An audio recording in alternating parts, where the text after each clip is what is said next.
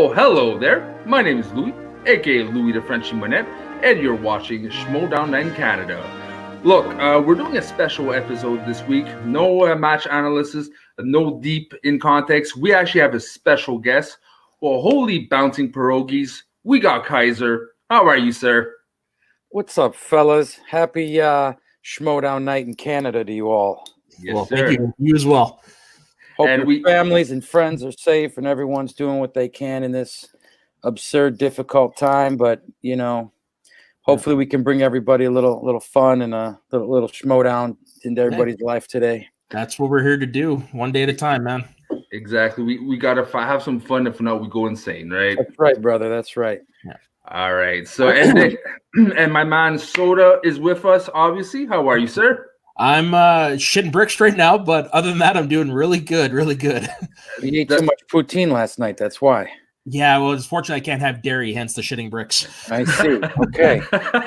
And I see you're wearing Avalanche right now, right? Nope, I'm wearing an old school LA Kings third jersey from the early 2000s. It's a nice piece. Yeah, thank you. Yeah. If you're not aware, I'm wearing the American Burger Bar hoodie.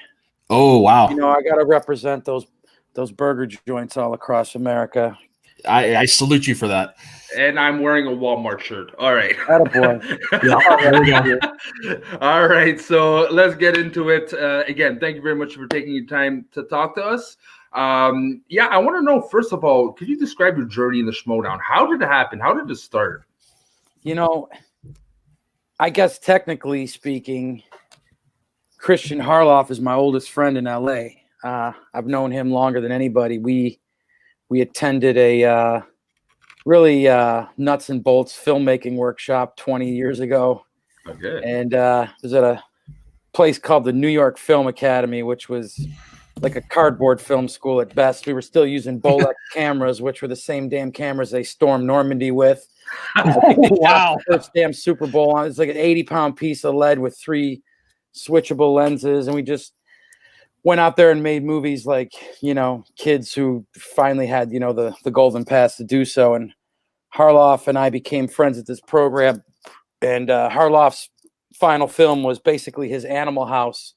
And he cast me to be his Belushi. Oh, nice. It was called Burke, which is loosely based on friends he went to Florida State with. And I was like this hybrid version of all his asshole friends. So the shoe fit. And that's when I first met Harloff. We lost touch for a while, years. And it wasn't only because we got connected because my stand-up comedy teacher and him knew each other, and they'd performed on some shows together when Harloff was still doing stand-up. And we connected. I went and saw a couple matches, hung out, went out for beers and food afterwards, really with no aspirations or even thoughts that I was going to join. That's when I met Bobby Gucci for the first time. And I figured this guy is more likely to get me locked up than anybody. I probably shouldn't hang around with him. But and it was serendipitous. It was only because my best friend, Kevin Smets, I saw him watching the Schmoedown one day in his edit bay at work. And I'm like, oh, you're watching the Schmoedown? He looked at me kind of sideways like, how the hell do you know what the Schmoedown is? I'm like, that's my buddy Christian Harloff runs it. And he damn near fell out of his chair. And he said, well, I'm taking a run at this thing. And I'm like, oh, that's cool. And, you know, I put in a good word for him. I told Harloff to treat him well and give my boy the nod and don't, you know, mess around with him, you know, or I'll come looking for him. And so Smets decided he wanted to buy me a ticket to the awards ceremony, not last year, obviously the year before. Mm-hmm. And I said, well, don't tell Harloff I'm coming. I'll surprise him. And, you know, lo and behold, here he comes walking up in his Indiana Jones white tuxedo and shocked as hell to see me. And he's like, well, you know, what are you up to? And I'm like, you know, same old shit, just kicking it and hanging out here. I wanted to surprise you. I wanted to come support Smets in the Schmoedown. And then Smets turned to Harloff and said, yeah, I'm coming in and Kaiser's going to be my manager. Oh. And I just kind of looked at him and Harloff looked at me. And Harloff's like, well, I know he's good on the mic, but what does he know about movie trivia? And that's when I had to stop him. I said, first of all, I haven't agreed to anything, but I don't need to know shit about movie trivia. Be the best manager or mouthpiece in this league. And then 2 weeks later, I got sent a call sheet, and everyone everyone decided to make up my mind for me. And I said, well, let's go to work. Let's figure out this Kevin the Smasher Smets character and what we're going to do. And we literally sat in a dungeon and watched old Road Warrior, Legion of Doom wrestling videos. Attaboy. I showed him old, Mike Tyson fights and Tom Hardy and Warrior. And I said, no frills. You just walk in the ring, you knock people out, and you leave. And that's pretty much stayed true to his character and his spirit and how he attacked this thing. And I know that was a long way to get there, but that's kind of how it all went down. Oh, for sure. That's kind of interesting to hear that you took that approach to his character using the Legion of Doom and all those movies. Now, you said Smets is your best friend. How far back do you two go? Smets and I have only known each other maybe seven years, but we became brothers. We worked on a show together, and we managed to continue to work multiple seasons on this reality show, and we just became dear friends. I'm from New York, so all my best friends are back home. Yeah. So it wasn't so much how long I knew him, but him and I were just brothers instantly. We could talk about anything. We could crack each other up, and we both like to have a good time and drink some beers. So that's pretty much how that was solidified. But yeah, that's kind of how that all went down with me and Smash. Right on. And so basically, the fate was decided for you. You didn't really have a say. He just mentioned your name, and for the best. It's funny how life works out, man. I mean, it's funny that I didn't have the thought to get into the Schmoedown prior to Smets, and I mean, I'm surprised. I'm sure if I'd have hung out around that studio more often and went to more matches, I probably would have fallen right into it.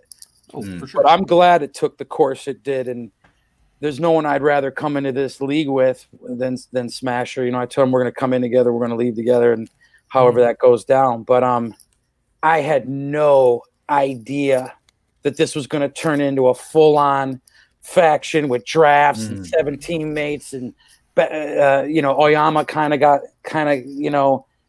Harloff's like, this kid needs a manager. He's young. He's some people are kicking him around a little bit, but he's talented, and I think you guys should meet. And at first, Paul didn't want a manager.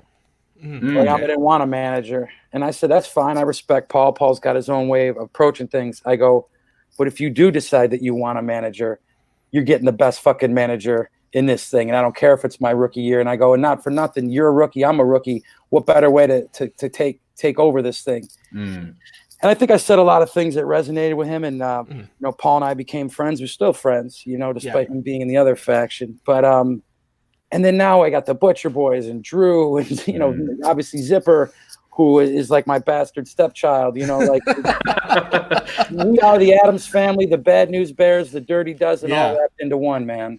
Just by curiosity, Zipper, how did he fall through into your faction? Did you recruit him, or Harloff just plugged him in? No, Harloff had suggested that he might be, after the whole fallout with corruption, and I hated corruption to begin with, and so once I saw how they kind of made him the butt end of a joke, so to speak, I said, well, that shit don't fly with me. I go, Zip, come with us. We'll get our revenge. We'll get back at those bastards. And so I always liked Zip's character. I loved it. He's a smart kid. He's one of the funniest dudes I know, and he's just fun to hang out with. I met him at Free For All two Free For Alls ago. It was his birthday, and I see this kid walking around with a cake in his hand. I said, buddy, what are you doing with that cake? He's like, it's my birthday. I'm going to eat this entire cake on stage. I'm like, yeah, you definitely fit in with us. Also, like, going to you mentioned your new faction, your faction this year. Why specializing into rookies? Why going that angle exactly? A lot of people talk about that. A lot of people want to know why I decided to go that route.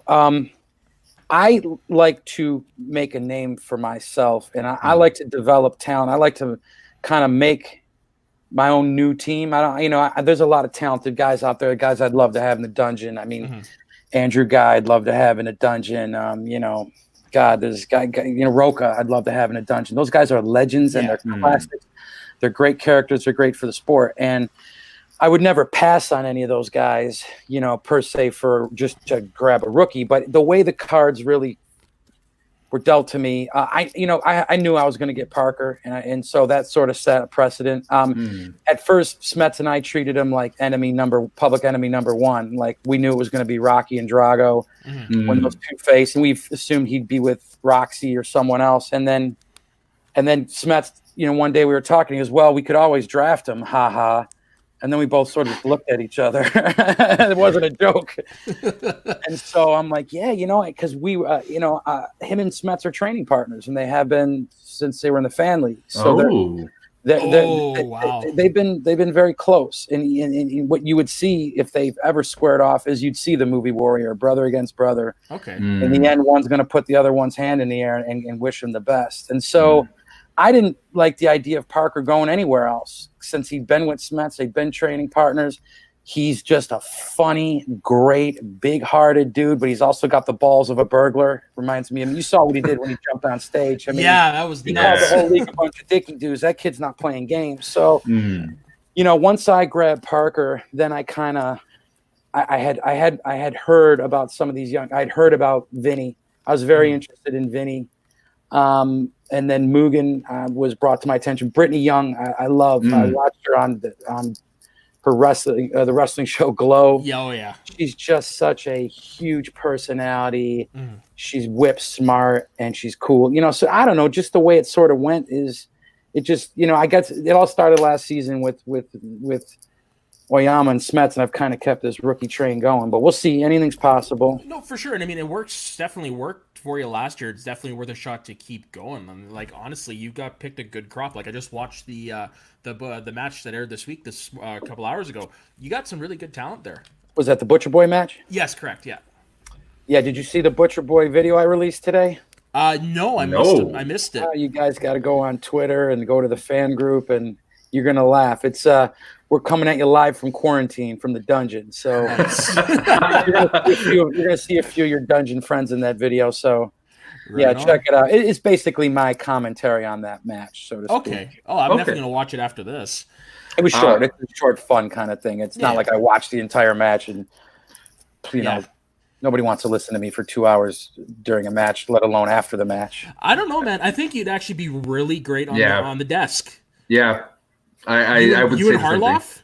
Yeah, you're like the Bobby the Brain Heenan of this thing. You would be great on the desk.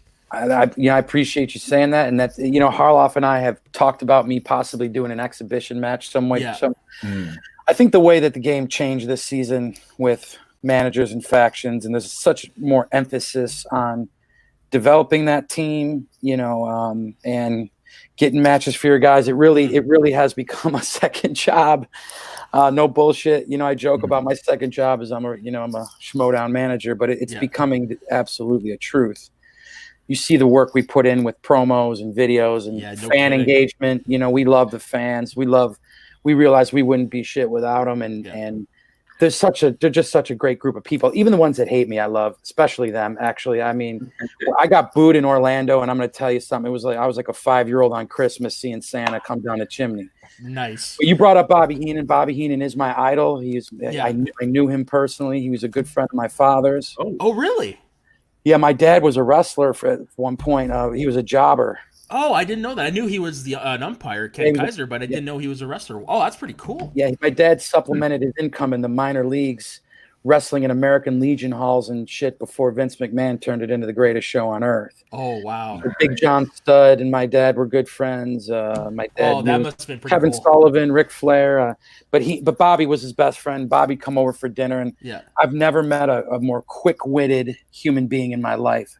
Oh, for sure. I see this guy walk into a room and he levels the room. It's like, for me, he's up there with Eddie Murphy as far as funniest people I've ever seen in my life. Yeah, no kidding. Like I'm a big wrestling fan, so I go back and I watch a lot of the older stuff because that's what I grew up on. And Bobby Heenan was my favorite. My favorite line of his was when he asked the guy how long you've been married, and the guy says 21 years. He's like, if you'd have killed your wife, you'd be out by now. So that jacket you wore at the awards, that was Bobby's jacket, I'm assuming then? Truth is, it was a replica.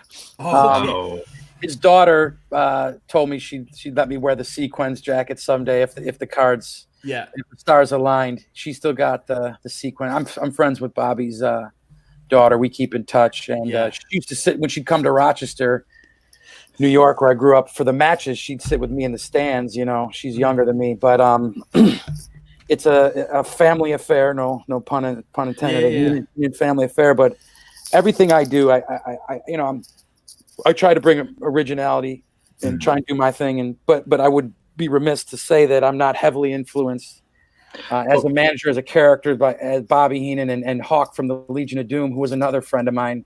I think Hawk took me to my first strip club when I was a kid. So, holy shit! The wrestling fan in me is just freaking out right now. Yeah, I knew Hawk, and Hawk was a stand-up comedian. He was the funniest wrestler I've ever met. Really? He cracked everybody up. Everybody says if he didn't go the wrestling route, he'd have been a stand-up comedian. Funny human being. He slapped me on the chest once and goes, "Your chest feels like a coffee table. Get in the gym." And man, you talked about your character a bit. Just by curiosity, was it subconsciously that you actually kind of became Bobby, or it was a point that you made to kind of be influenced by him? I think when I told Smets, we're going to go out there like the Legion of Doom. We don't want to be anybody's friend. We're not good guys. We're not bad guys. We hate everybody.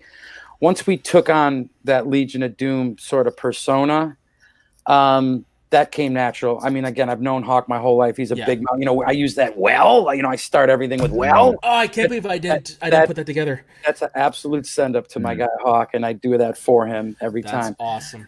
But I think it's just me always wanting to emulate Bobby as a character, comedian, everything that just sort of came out. So both of those very close to me as a kid growing up. So I emulate them. Man, you're definitely hitting it. I see the Bobby the Brain Heenan in it for sure. And you did talk about like Orlando. You like being the heel. It kind of shows you like. Could you describe us? How does it feel to be booed at, and how does it feel to be one of the biggest heels in Schmoedown? The hard part is just as half the people cheer for us and half hate us. So I don't ever feel like I always say heel row. You know what I mean? I fundamentally believe we're the good guys and the bad guys. And I don't know. I've never, people want to paint us as heels because of our attitude and our bravado and our big mouths.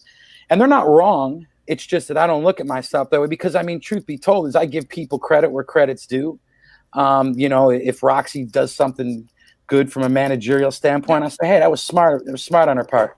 Now I also call her a bag lady and tell her to go, back to the job of pushing shopping carts at the supermarket. But that said, I give her respect. And it's the same thing with Gucci. I mean, I like to say, as far as Schmoedown is concerned, Tom Dagnino is my friend, but Bobby Gucci ain't.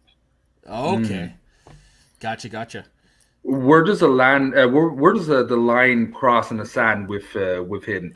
Does it like turn off immediately, or like how does it work? Like I'm curious to see his personality. Tom, yeah. Is he Gucci or absolutely everything you see is him? Okay, he's more himself than any character. Okay, but he's a funny man. I got to tell you, he cracks me up, and me and Bobby have spent many hours in the bar together breaking balls, and he's another one. He feels like he's the kind of guy I feel like I've known him my whole life. You know what I mean? And him and I became fast friends. But we also, when there's a match on the line, we're going after each other. You saw in the Bateman Oyama match, I'm not pulling punches. No, you saw in Orlando, he came after me. He's putting up pictures of me in college hanging off a soccer pole. He blackmailed one of my friends, got some comp. We're going to go at each other, man. You're never going to, and then afterwards we'll drink beers and that'll be that. But he is one of the most unique and absurd human beings I've ever met in my life. Yeah, no kidding. And those always make for the best entertainment is when the people are friends behind the scenes and they can go at it and they know where to go. That's kind of what I like about that. Some of them are. Yeah, fair enough. Fair enough. Oh, that's life. You can't get along with everyone. You can't please everyone. So no. It's got the feel of a high school at times, boys, and I mean that in the most endearing way. I would love to be able to fly on the wall for a taping one day. It's always funny to watch people walk in and for the first time, and you just see these 20 people standing around, and it's like a coloring book or Saturday morning cartoon just came to life. And they just, and I had a real problem when I first came in because everybody thought I was absolutely 100% an asshole. They absolutely thought I was my character. They thought I didn't get it. It was really weird. I tried to introduce, I would shake hands with people, and they just looked at me like, I stole their cat or something. But so I had to work myself into some people's graces. Other people, took to me quick. As much as I hate corruption, I have to give a shout out to my man Chance, because behind the scenes, he's a good dude. I'll tell you, he can turn it on. He can be lethal and come at you and full steam ahead. He don't play. He's a gamer, but behind the scenes, he was one of the first guys I actually became friends with. So right on. It's weird how it goes like that. Is that something you notice quite a bit whenever new people come in? Because like you just said, people were hesitant towards you. Is that something that's actually commonplace? I think the story and how guys like Paul had a tough time when he came up. People thought he was too full of attitude and cocky and a smartness. And not for nothing, I always told Paul, I said, lean into that, but be classy about it. Yeah. You don't have to take any edge off. You don't have to change anything. You be you. Just be classy no matter what you do. And he came out on the other end, as you can see. Oh, for sure. Yeah, he definitely looks like he's, I don't want to say matured, but that's what he looks like. He's definitely grown into it. Tough kid, smart kid, and it was a magic year. At one point in time, man, we walked down to the ring one time, me, him, Smets, and Oyama, all holding belts, and that was probably the biggest reward, thrill moment of my short career, was being able to walk down to the ring with Smets and Oyama, both of them having belts on their shoulders. It was some shit. Three rookies, 2 belts.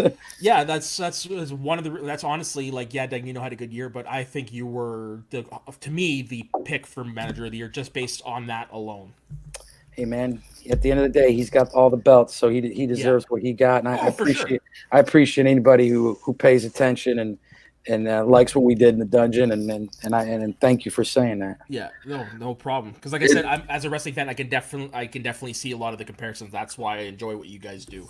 What stood out to me is how fast it went. You got introduced, and then it was Bobby Gucci we saw often, but you just appeared and dominated. So it's a scale that it went that was just so impressive to me.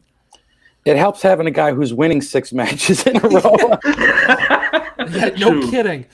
This year we're having a little tougher go at it, but we're not losing our edge. We may not win the war, but we'll win the war of words. Oh yeah, hands down.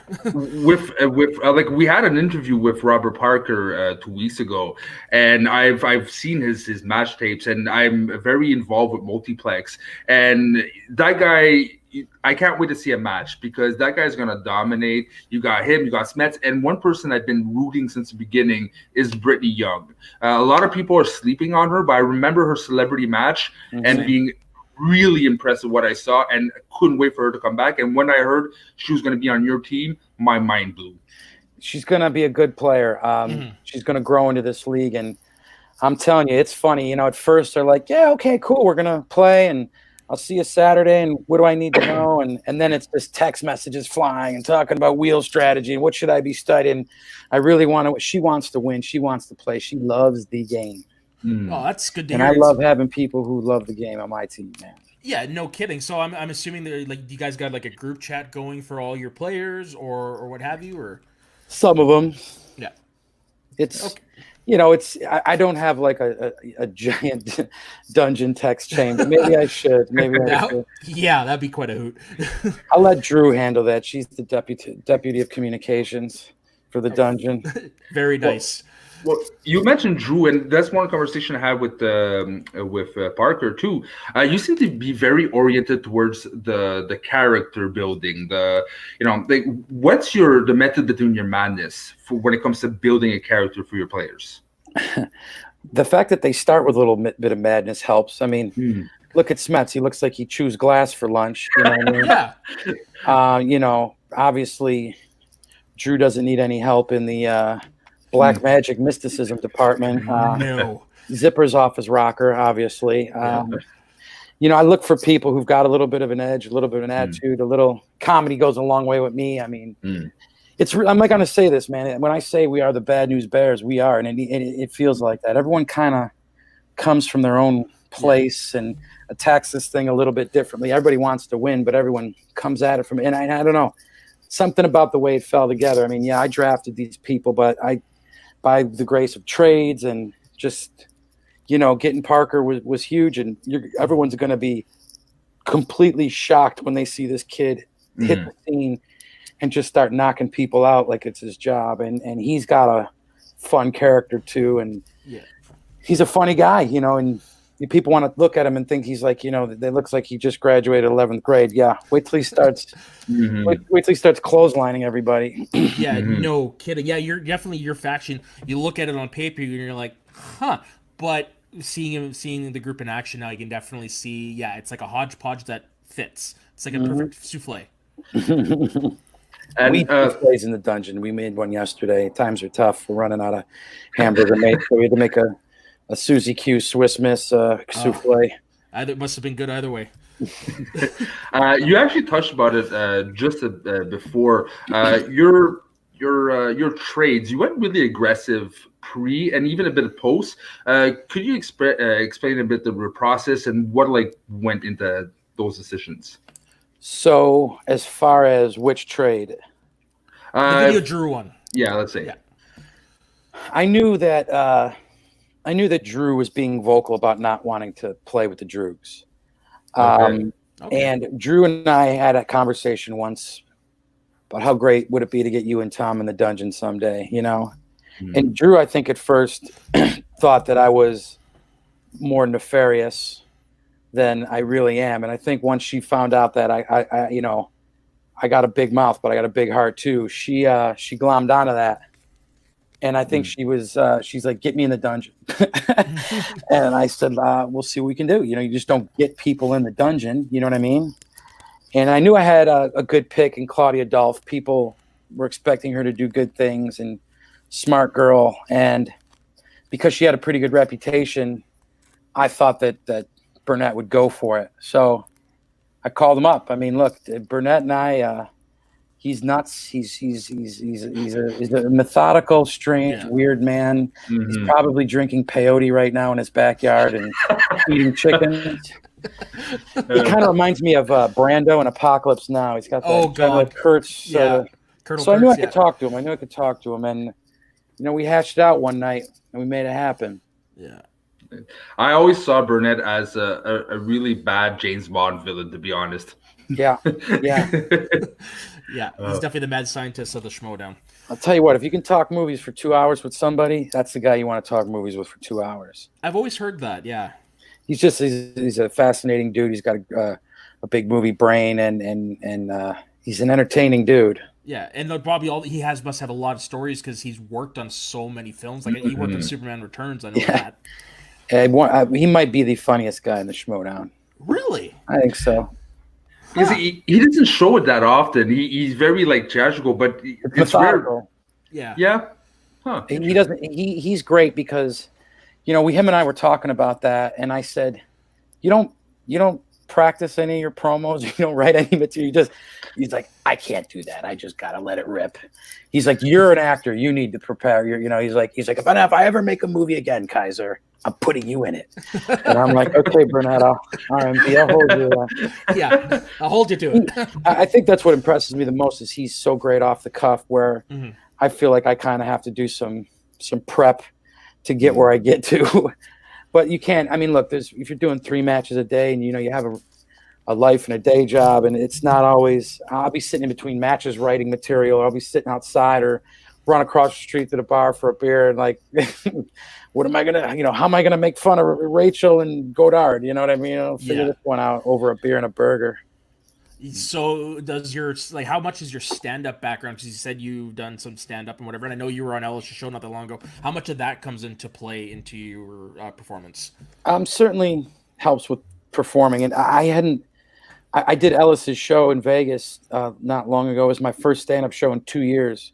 Oh, okay. So I'd been away from it for a while. And it's just really cool of Ellis to give me that opportunity. I trained pretty hard for it. And yeah, I'd say, I've always acted in my friends' movies. I feel like that was the one guy they always, if everyone's shooting their version of Goodfellas, throw Kaiser in there and have him slap somebody around and steal a car.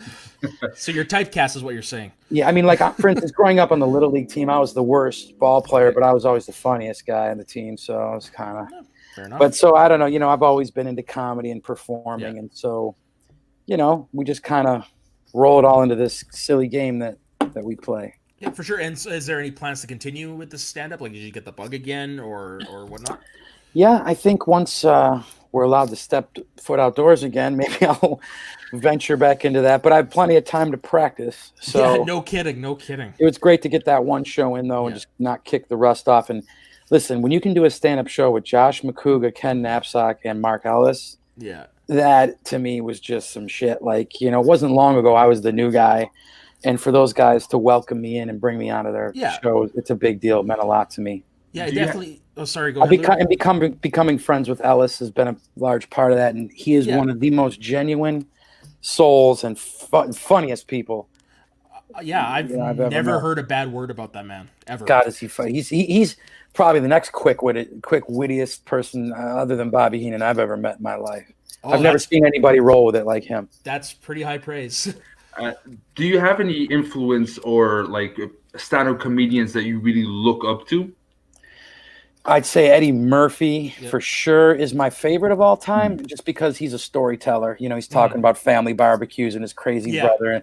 And that is kind of what I do, a lot of material about my family and friends. And so I'd say Eddie is my favorite. He certainly was the first comedian I ever really started to watch as a kid. I remember my parents wouldn't let me watch his special on HBO. So I had to sneak my Fisher-Price tape recorder into the bedroom, record, leave it behind the TV, and I get like one side of a Maxell tape. It was like 45 minutes, and that's how I first heard Delirious for the first time at an age I probably shouldn't have been listening to. That's hilarious. But I'd say my favorites are definitely Eddie, Richard Pryor, Robin Williams. Yes, the great. Yeah. God, if you're going to talk nowadays, Bill Burr, Chappelle, these guys are on another. I've always loved Chris Rock's always been one of my favorites. Yeah. I got a confession. I have never seen Bill Burr. You're gonna love him, man. Watch his most recent special on Netflix because the guy is a machine. He's a beast. My favorite is Jeff Foxworthy. Jeff's funny. Yeah, Jeff's good. I love his storytelling. Yeah. Let's talk Canadian comedians. You guys got some of the best. You got Marty Short and John Goodman. Brett Butt is really good. John Goodman. Sorry, John Candy. I meant to say. John Candy. Yeah. Have you ever heard of Brett Butt? I don't think I know him. Okay, you ever heard of the show Corner Gas? No, sir. Wait a minute. Yes, I think I have actually heard of that. Yeah, that's his show. He's very, very funny. He actually came to my town a couple years ago and performed. All right. Let me write down Corner Gas. I'm going to check it out because you're like the second person to tell me. Yeah, it's on Hulu, I think, in the States. You can't go more Canadian than that show. If you want the quintessential Canadian show, Corner Gas. Yeah. Corner Gas. That used to be my nickname when I was 9 years old, and they made me stand in the corner. Oh, good to know. Oh, Corner Gas Johnny. Yeah. Yeah, no, we definitely got some good comedians here. Russell Peters. Oh, yeah, Russell's a funny son of a bitch. Yeah, Vancouver. I think, no, he's Toronto. He's from Toronto, yeah. Yeah. Eugene Levy. Oh, yeah, Eugene Levy. Yeah. Sure. Even you got to think of, Lorne Michaels, who created SNL. Oh, of course. Canadian, Toronto boy. Created the greatest comedy show of all time. Mike Myers. Well, Mike is great. Yeah. What a freaking performer he is. Yeah, Dan Aykroyd. He's Canadian as well. Yeah. Blues Brothers is my favorite. I was talking. I told me and Bibiani were talking one day. I said, and I wish I could remember. I said, "What's your favorite double feature ever?" And if I think long and hard about it, I'll remember. But I told him the Blues Brothers and the Bicycle Thief. He was pretty shocked that I threw the Bicycle Thief in there. I didn't think he thought I was that educated, but yeah, the Blues Brothers movie soundtrack is top 5 all time for me. Great film. Belushi's for sure. Big influence, big hero of mine. Okay. Belushi and Chaplin are probably my two favorite actors. I'm a big Chaplin fan. Mm-hmm. Oh yeah. Just by curiosity, if you could choose a stand-up comedian and an actor, either dead or alive, to have like a beer and a couple of nachos and just like shoot the shit, who would it be? I got to put Belushi at the top of that list. All right. Oh yeah. She's alive, but Carol Burnett's one of my favorites. I would love to talk. I grew up with her. Yeah. If I could sit at a table with Carol Burnett and John Belushi, I think my life would be complete. I'd throw in Robin Williams in there just because after seeing him on that episode of Inside the Actors Studio, he seems like definitely a guy you would have a great conversation with. I think he's proof of alien life. I don't still know for sure we know where the hell he came from. Mm-hmm. What was the show he played? An alien. Yeah, there you go. One of the best first seasons of TV I've ever seen. That's his origin story. You know I went back and watched some of his old stand-up recently, and that it holds up. His live at the Met is one of my favorites. It's something to behold. Steve Martin, I love Steve Martin. Father the Bride. It's funny. All the stand-up comedians I know are French and from Quebec, so I can't really mention them. So yeah, even I wouldn't know who they are because my mom listens to a lot of that stuff. Man, we got to get a Schmoedown event in Quebec or Ontario or. For sure. There's nowhere else I'd rather be. I mean, I've been wanting to go to the UK for the Schmoedown. Yeah. And Canada would be my if I had my choice of anywhere to play, It sucks because we were 100 short from getting the approval. We were at 400 and they needed 500. We're close. We're close. One of these days you'll get it. It'll keep growing, and who knows? Now that we got ESPN writing an article about it, and with Skybound as partnering and what have you, like the sky's the limit here. Boy, I remember for the longest time, Harloff's like, "I got something big to tell you. I got something big to tell you," and I'm like, the more you tell me that, the more I'm going to beat it out of you. And so he was so excited, but he just had to keep his mouth shut. But when he was talking about the Skybomb thing, of course. Yeah. But it's funny.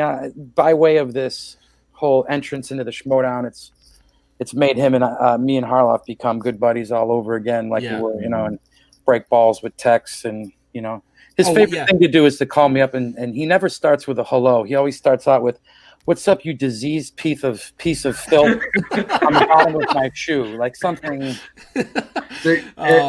Every conversation gets more and more creative, I'm sure. Yeah. He's got to keep one-upping himself. So pretty much how he is on SCN is how he is in real life.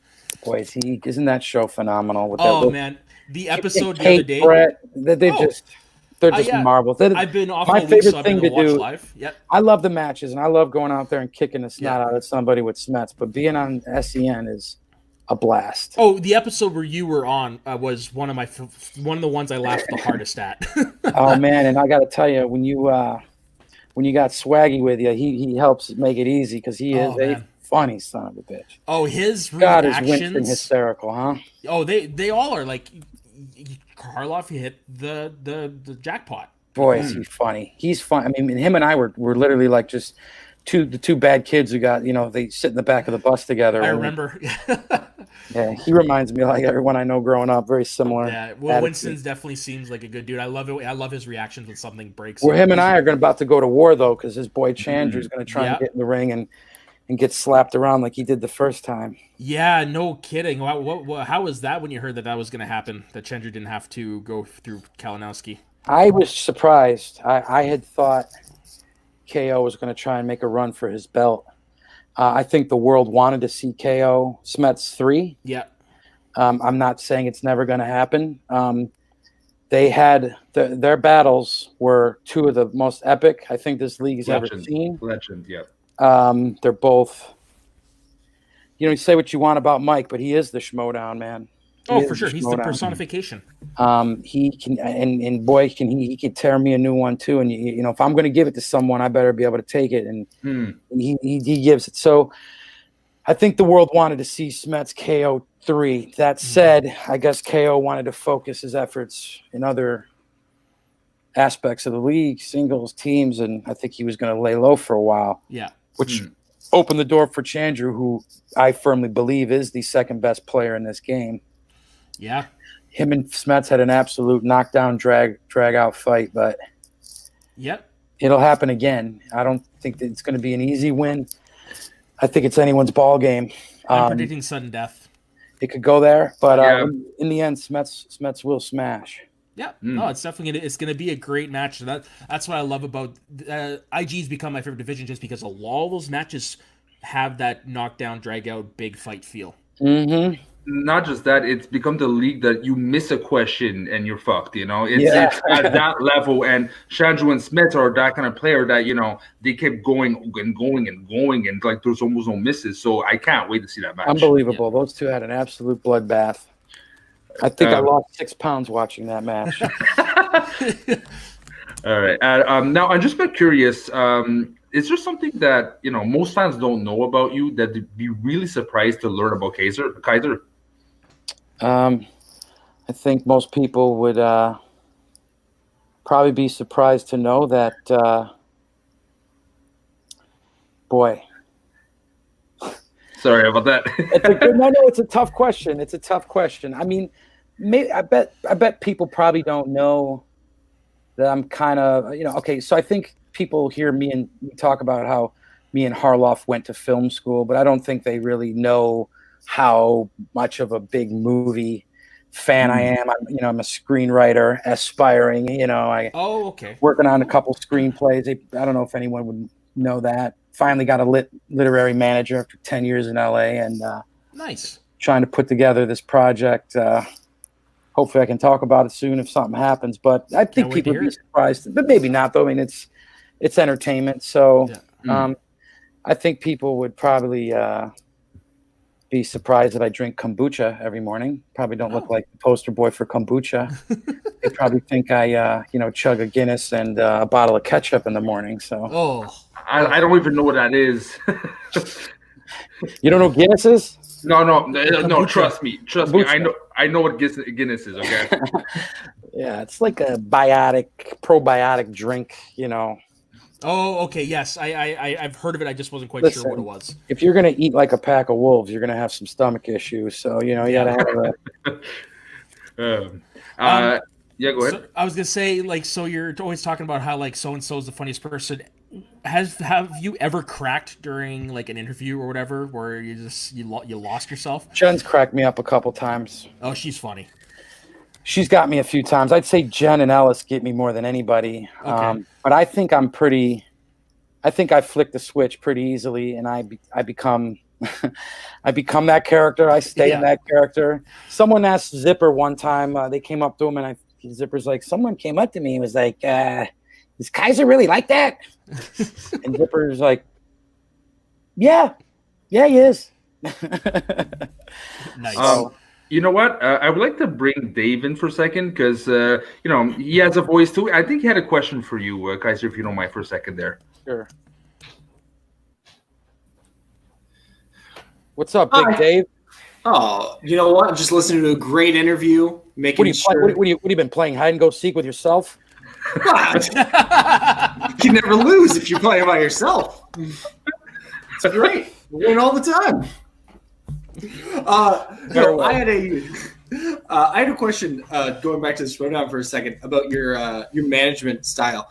I wanted to know, is there a difference since you are one of the few managers that has managed in all three leagues? Is there a different style that you have to take for each division? Yeah, I think Louis really hit the nail on the head when he was talking about how your accuracy has to be so spot on in IG that it literally becomes, I think it's a heavier regiment. But then again, you see the way guys like Bateman and Oyama train, they're not schlepping it. There's just, every guy's got their own style, and you kind of got to lean into that. So Oyama didn't need much from me as far as running mock matches and things with him and making sure he's watching X, Y, and Z. Now, that said, I would always text Paul questions incessantly. If I had a question, I just text him, bang, bang, bang, bang. That was something I would do more with Oyama than Smets because I have a wider knowledge of general trivia or general movies. I don't know. I've never seen Doctor Strange or The Silver Surfer, whatever the shit it is. I don't watch those movies. You know what I mean? Not if I can help it. It's funny. I'm a comic book nerd too. That's probably something people would have never guessed. Growing up as a kid, the only way my dad could keep my mouth shut at the racetrack was to give me 3 comic books. So I can sit there and ask Zipper questions beforehand about general. With IG, it's harder. I don't know The Hobbit. I'll admit it. People want to come out and pretend they know something. I don't know shit about Middle Earth, but I can make sure Smets is watching those movies. I can make sure he's on a regimen. I can cross off, the fact that I know he did A, B, and C today for whichever category. So it's just different. You know what I mean? Drew's a very self-motivated person. You know what I mean? I mean, sometimes I feel like she's managing me. So, I've always said she's a bit of an assistant manager in this faction. So everyone's different. It's just different styles. And the players are getting more and more disciplined to where, they need you to a degree, But then again, I realize this new Schmoedown, these managers aren't just figureheads anymore. You know, we are full on coaches, trainers, figureheads. Yeah. I just think I'm more of a motivational leader. I think I gave Oyama a lot of what he needed in his rookie season, as far as a friend and someone just to feel he could trust and talk to, you know? Okay. So I think that helped. I helped him in that department. He was handling the training. I was just keeping his head on straight, motivating him, letting him know that he's going to win this belt. He is the best. We are the best. You know, so that, you know, with Smets, it's just like, it's every day. You know what I mean? Like, we talk every day, so we can't escape this shit if we wanted to until he retires. Yeah.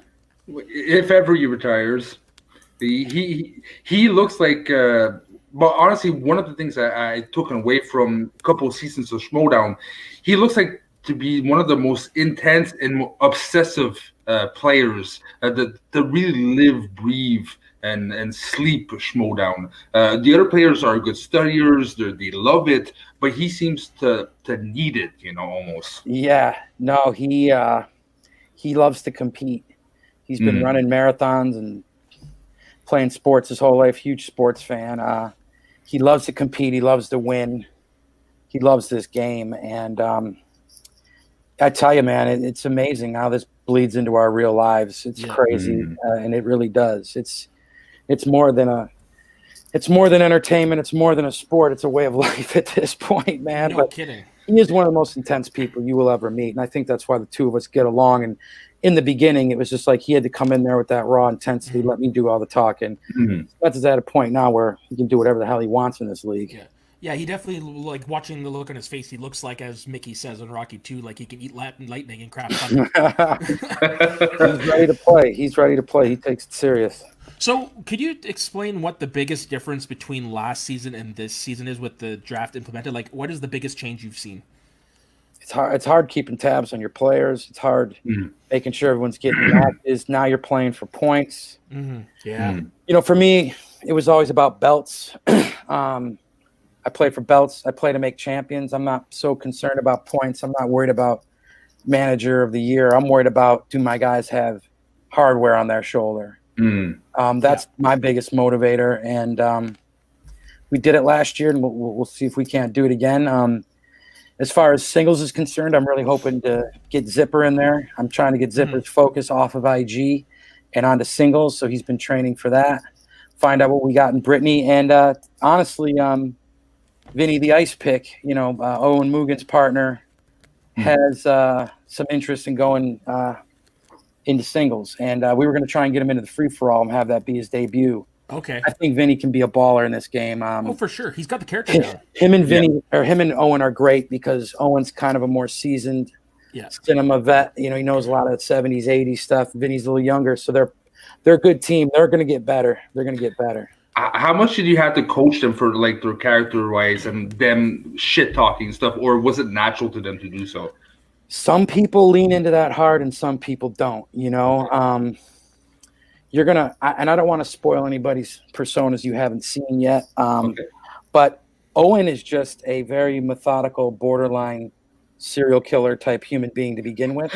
Okay. He's got a wife and kids, so he's got some redeeming qualities. He's a good right. But he's Dexter. He's calculated very much. So he kind of leans into that. He's a Hannibal Lecter, if you will. Okay. Chianti. Whereas fava beans. Whereas Vinny looks like he just stole your wallet on the bus. So was that really a margarita? Absolutely. Right on. Nice. we don't half step in the dungeon. Right on. And this is one question that's been always constant in all our interviews. If movies were to disappear in a week, what 3 movies would you watch as a final goodbye to movies? Well, it's funny. Me and Smets and Frankie Numbers pretty much just did this last week. So I don't know if you saw our show. Me and Smets launched a show called Press Play.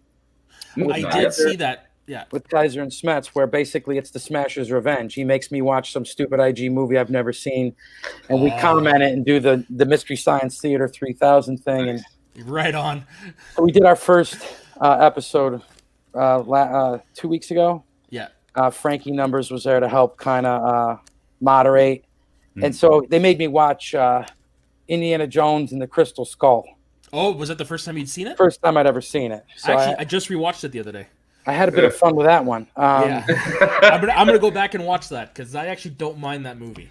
But here we are sitting. I do need to see it again. As a matter of fact, here we are sitting in. We had nowhere to go. We're locked in. Yeah, we're locked in the Smets' quarters of the dungeon, and in his training facility. And I'm like, well, now what? We got all this beer, and I said, have you guys ever seen Midnight Run? With De Niro and Charles Grodin. It's in my collection to watch. I brought out a bunch of movies during this quarantine to watch. It's there. You better go watch it after this. If you know what's good for you. Okay. Midnight Run is one of the greatest buddy movies of all time. We watched that. Then I said, have you guys ever seen Butch Cassidy and the Sundance Kid? Neither had seen that. So that to me is the greatest screenplay of all time. William Goldman's script. Paul Newman's my favorite actor. Yeah. So you got Midnight Run, you got Butch Cassidy and the Sundance Kid, and you guys are gonna love number 3. We watched Slapshot after that because neither of them have seen Slapshot. I said it's the greatest sports movie of all time. It's definitely one of them, yeah. With League of Their Own coming in at number 2. I'm sure a lot of people will be surprised. Number 2 favorite movie. So there's my 3 movies right there. A little insight that most people don't know unless you live in Quebec. Slapshot is so popular in Quebec. The dub version was actually thought to be a Quebec movie until people realized it was actually an American movie. Oh my God! I'm not surprised. They didn't realize Paul Newman was American. That is unreal. Yeah, Quebecers have a mind of their own. Oh yeah, it's we live, die, and breathe hockey. Man, it's the greatest sport live. I mean, I grew up in pro baseball with a dad that played umped Major League Baseball games, knew Ken Griffey Jr. as a kid growing up, played college football, but there's nothing better than hockey live, period. Well, hands down, like I spent 6 years in Vancouver, and I was down there during the Canucks run. So that was something, right aside. But yeah, no, I'm a Sabres fan, boys. I was going to ask. So yeah, I was wondering, like, what jersey should I wear today? Because I have a Ryan Miller Buffalo jersey. I pull for the Kings, though. I pull for the Kings. Okay. Obviously, living in LA, they got me reinvested in hockey. There's nothing I love if I could do anything in this city, other than go see a Pearl Jam concert at the Forum or Queens of the Stone Age, if I couldn't do that, it's go see the Kings play. You know what I mean? Yeah. So Sunday afternoons, I love those afternoon games. You just get a big tall beer and I like hockey when the sun is still out. Something about it. I'm sorry, boys. There's no hockey. There's no other hockey team than the Canadians. That's the only hockey team that exists. I'm sorry. Go Leafs. I saw Pearl Jam at the old Leafs Stadium. That place was iconic, man. Oh yeah, I bet. How was that place called? I forget. It's like a brick building. Maple Leaf Garden. Maple Leaf Gardens. What a beautiful venue, man. The one time I've been to Montreal, I actually got to go to the old Montreal Forum. It's kind of been converted to like a shopping center, but they still no. Ice. A cinema. Yeah, but there were sub shops in there too. They're shitty ass shops, but it's called Le Forum Cinema. Okay, but is that porno or what is Le Fluff Fluff? What'd you say? Le Fluff Fluff? The cinema forum is what it means. No. It's Le Forum. Yeah, whatever. You're watching those weird Minko movies, Louis. Yeah. Yes, he is. But no, you can actually go there and you can stand. They kept center ice where it is. Okay. And they kept a section of the seats and stuff. It was pretty cool as a hockey fan. I used to go to the old exhibition stadium in Toronto, watch the Blue Jays play. Oh wow, that is going back a long ways. Matter of fact, I saw Pink Floyd at the exhibition stadium. Oh wow. Yes, sir. Wow, that's pretty cool. Well, you guys know I'm a big movie nerd. You see me walking out with a new concert T-shirt every match, more or less. So. Okay, well, who's your favorite band then? Like, what are your music tastes? This is a tough question, but I'll give you 5. Is it just say 5 of my favorite bands? Yeah. Faith No More is absolutely one of my favorite bands. Explains the shirt. Metallica. Yep. Black Sabbath. This one will throw you for a curveball. The Grateful Dead. Okay. The Beastie Boys. Clash. I'd say those are 6 of my favorate bands. Okay. Yeah, I'd go Kiss, Def Leppard, Aerosmith. I like. Boy, you are Canadian, aren't you? That's like a Canadian's wet dream right there. Pretty much. White Snake, the Scorpions. Jeff Healey Band. The Jeff Healey Band. You're one of 5 people on this planet who know who he is. And they all saw Roadhouse. Yeah. Oh, dude, his catalog is great. No, that guy can fly on the guitar. Oh, hands down. Did you ever see him the trick he did where he would throw his guitar Yeah. behind his head and play? Like, dude, Kaiser, and Marvel. this one's off the wall. This What is a about the band that, Tragically Hip Boys, one of the greatest rock bands ever? yeah, I like them. They're not top 10 for me, but I like them. Yeah, I'm not big on Canadian bands. I know it's we're in Quebec. We don't like Canadians. I'm just saying. He's not wrong. So Louis, you're a nihilist, is what you're saying. Yeah. But the Quebec tried to separate from Canada like 2 times now. Yep, I remember one of them. Yeah, and it's so its own country almost that like the rest of the Canadian movies and concert bands don't really reach here. So it's its own little bubble. It's weird. It does too reach there. You guys rip off the rest of the country's entertainment like it's nothing. I've seen it. But here's a band for you. Wasp. Who? Wasp. I know who they are, but last time I listened to them, I was in 5th grade at the bus stop. I mean, that was the cassette that turned me on to rock and roll and heavy metal music. Was them. Def Leppard's one of my favorites. So Pyromania was my first record ever. Oh, really? That's a great record to start off with. One of my favorite all-time records back to back. I still own it on vinyl. I've had to buy it 3 times in my life. That's the best concert I've ever seen. Was Def Leppard a couple years ago. I saw them for the first time ever a couple years ago at the Forum. They came with Journey, and I got to tell you, it was a thrill to see them after all these years. Oh, for sure. They're the most precise band I've ever heard. Like note perfect. Yeah, they're money. Yeah. I'd say meet Slipknot, Pantera, Metallica, Attaboy. AC/DC, and probably one you don't know, Harmonium. Nope. Yeah, I've never heard of Harmonium. Harmonium actually played in the U.S. They were one of the rare French bands to actually go in New York and have a lot of success there. But they also do like 20-minute instrumentals and stuff. They're from the 70s. Smoke a doobie and listen to Harmonium, Histoire sans parole. I'll write it to you, Kaiser. Send me an email with all this information, and make sure you put French for Dummies in there too. So after the show, I'll teach you some curse words in Quebecois. Okay? I love now you're talking. Now and look, Slipknot and Pantera. Yeah, top 10 for me, brother. Yeah. I still think Vulgar Display of Power could be the greatest heavy metal album of all time. You know what? I'm gonna retract that.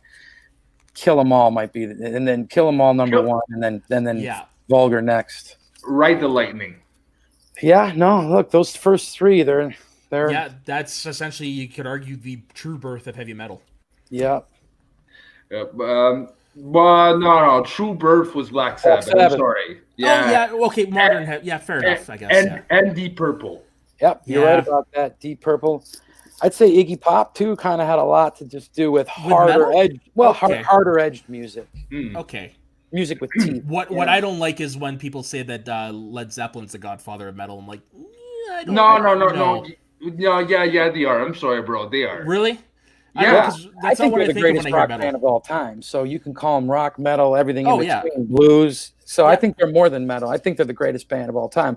People are either going to probably throw the Stones, the Beatles, or Zeppelin at you. So I'm a Zeppelin guy. Yeah, no arguments with either of those.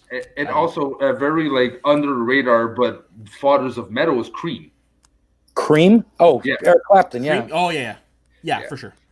But no one talks about them because, they kind of pass under the radar. But great drummer, great guitar player. Yeah. So, all right. And one last question, just because we're talking about music, I'm very curious. What is your first concert that you ever saw? Metallica. Really? What tour? Black Album. Wow. Yeah. Nice. Yeah. What about you, Soda? First concert I ever saw was oh shit, who was it? Why am I blanking? It was Kiss, actually. Now that I think about it, yeah, it was Kiss when on their Live 35 tour. They still touring? Sorry? They still tour? They're supposed to be on the last tour finally. And me, I don't know if you know that band, Hammerfall, power metal group. The name sounds familiar to me, man. The cheesiest, corniest, leather pant wearing tight, balls can't breathe power metal, and balls can't breathe power metal. Yes, should be a genre all its own. Okay, you're gonna have to make me your balls don't breathe playlist and send it over to me, Louis. That would be a pleasure, sir. All right. Well, in that case, we are going to close it out. Thank you so much to be such a sport, such an entertaining interviewee. Thank you very much, Kaiser. Where can you find you? You're going to find me watching The French Connection too after I get off of here with you guys. You're going to find me. You guys, you got me in the mood for some Django Reinhardt and Popeye Doyle. Have you seen The French Connection? Yes. No. Boy, you know what? You people better get on your shit. I'm going to hold you down. You better go watch Midnight Run, and you better go watch The French Connection. Yes, sir. All right. You can hit me off on Twitter at Kaiser Says So. What about Press Play? Where can people find that? That's on YouTube. If you Google Press Play with Kaiser and Smets. It's also on Kevin's KOTOR, Star Wars KOTOR YouTube page. I don't know if you're familiar, but Kevin took a bunch of Star Wars KOTOR video game footage and repurposed it into a movie. I heard about that. Yeah. Very, very, very cool. So we run Press Play on Smets's KOTOR channel. So whenever when it's safe for everybody to go back out there and we'll get these things rolling again. Maybe we'll do a satellite one. They're not the same when I can sit on the couch and have Smets yelling at me, but Yeah, no kidding. Yeah, that's one of the things that's missing from this is just being able to hang out with your friends in person. You guys are real good at what you do, man. I got to say, I like doing these interviews, and they only get better. But you guys have a unique style. You actually have some class. I was kind of shocked when I first looked at you. I thought, these guys are going to be, making jigsaw puzzles the whole time. But you guys actually surprised me. How do you know that's what I'm doing after this? Trust me, everyone knows what you're doing after this. The side of my walls are filled with jigsaw. So I got a Maple Leafs one on my wall. Thank you very much, Kaiser. It was a huge honor. I appreciate you guys having me, and let's do it again sometime. Oh, of course. Sir. Please. We'll have an hour of heavy metal talk, I think. Yeah. I think we could do that. We can do that. All right, boys. God bless. Stay safe. All right. Let's talk to you later, man. Bye.